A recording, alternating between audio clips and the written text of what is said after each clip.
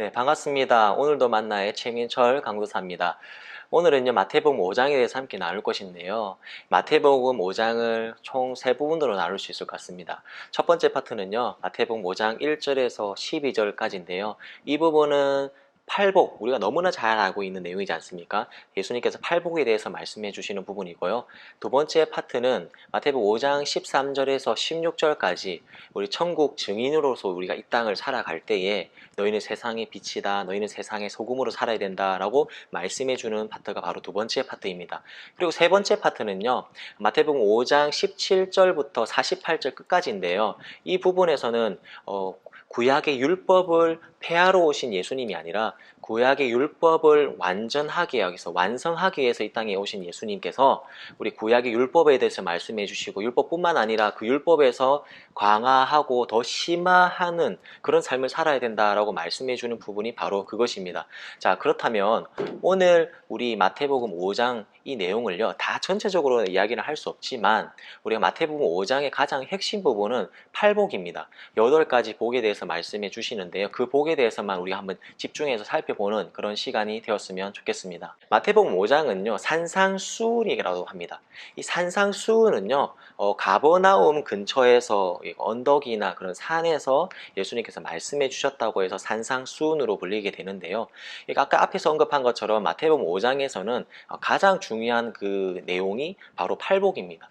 하나님께서 하나님 백성이라면 이런 삶을 살아야 할 것이고, 그리고 이런 삶을 살게 되면 이러한 복이 따라오게 될 것이다 라고 말씀해 주는 것이 바로 팔복입니다. 그렇다면 복을 받게 될 때에 8가지 행동을 해야 된다고 말씀해 주시는데요. 그러면 오늘 8가지에 대해서 한번 살펴보는 시간이 되었으면 좋겠습니다. 첫 번째 행동은요, 바로 심령이 가난한 자들에게는 복이 있다라고 말씀해 주신 겁니다. 여기서 심령이 가난하다, 마음이 가난하다는 뜻은요, 어떤 뜻이냐면 하나님의 은혜로 살 수밖에 없습니다 라고 고백하는 사람이 심령이 가난한 사람입니다. 심령이 가난하지 않은 사람들은 심령이 교만한 사람이거든요.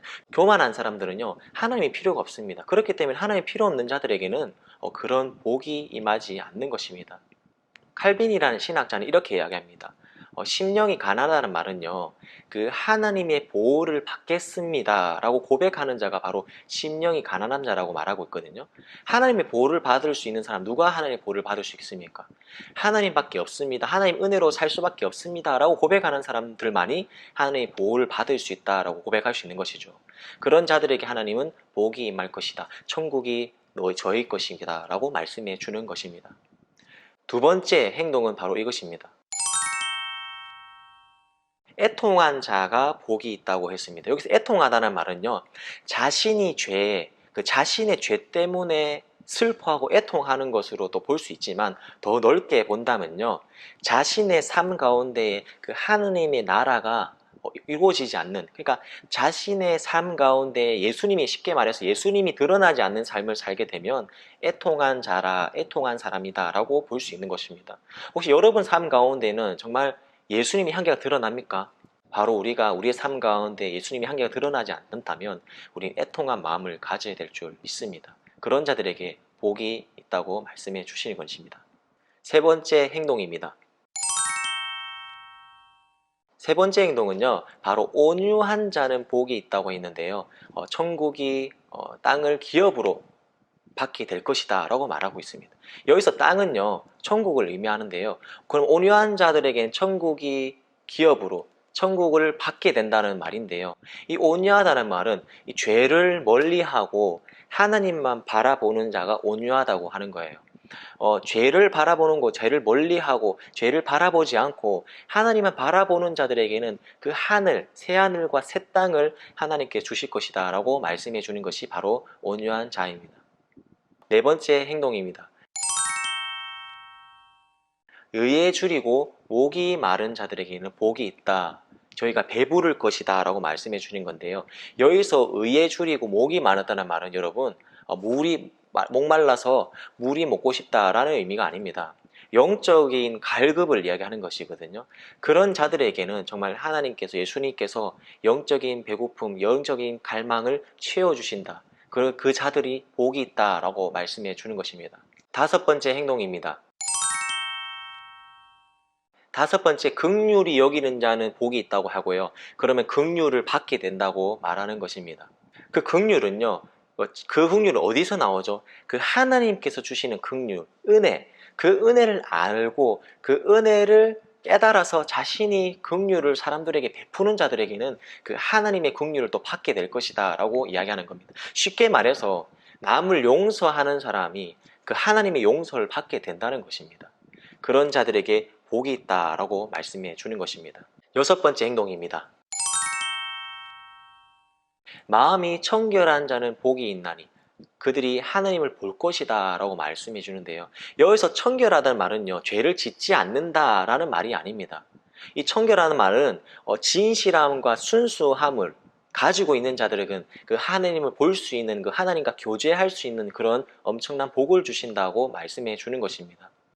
일곱 번째 행동입니다. 화평케 하는 자는 복이 있나니 하나님의 아들이라 일컬음을 받는다고 했거든요.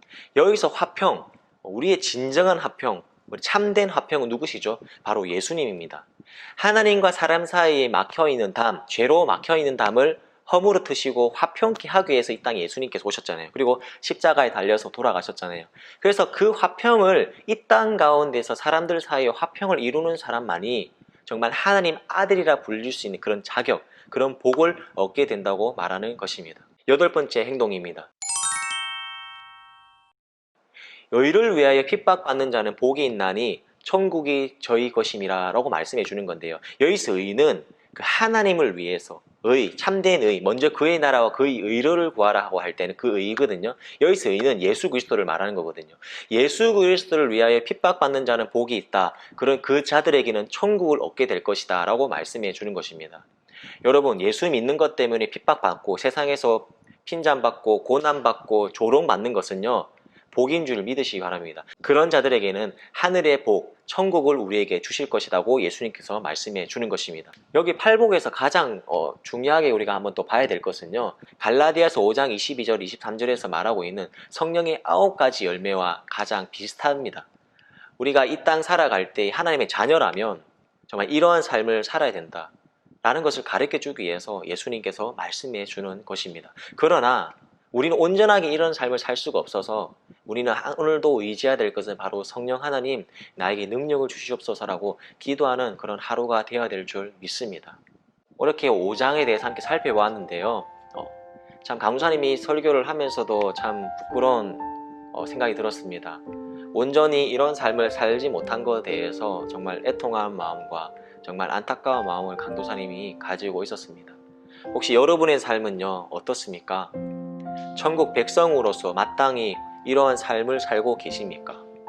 그리고 갈라디아서 5장 22절에서 23절에 말하고 있는 성령의 9가지 열매, 그런 열매가 맺혀지는 삶을 살고 있습니까?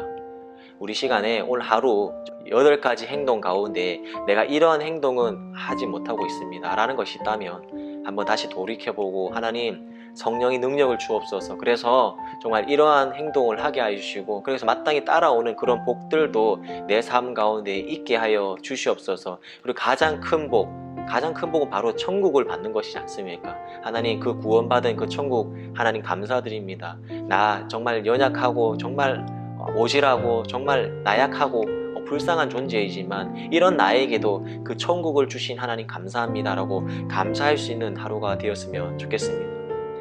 이렇게 마태복음 5장에 대해서 함께 살펴보았는데요. 내일은 마태복음 6장에 대해서 함께 살펴보았으면 좋겠습니다. 내일 영상을 보기 전에 6장 꼭 읽어주시고 영상을 시청해 주시면 좋겠고요. 그리고 마태복음 1장부터 4장까지 아직 우리 영상을 보지 못한 우리 구독자님들이 있다면 위에 있는 추천 영상을 클릭하셔서 그 영상을 보시고 그 영상을 통해서도 더 은혜 받으실 수 있는 그런 오늘도 만나 프로젝트를 함께 하셨으면 좋겠습니다. 네, 지금까지 오늘도 만나의 최민철 강도사였습니다. 오늘도 하나님의 백성으로서 또 행복하게 사시는 하루가 되길 기도하겠습니다. 안녕.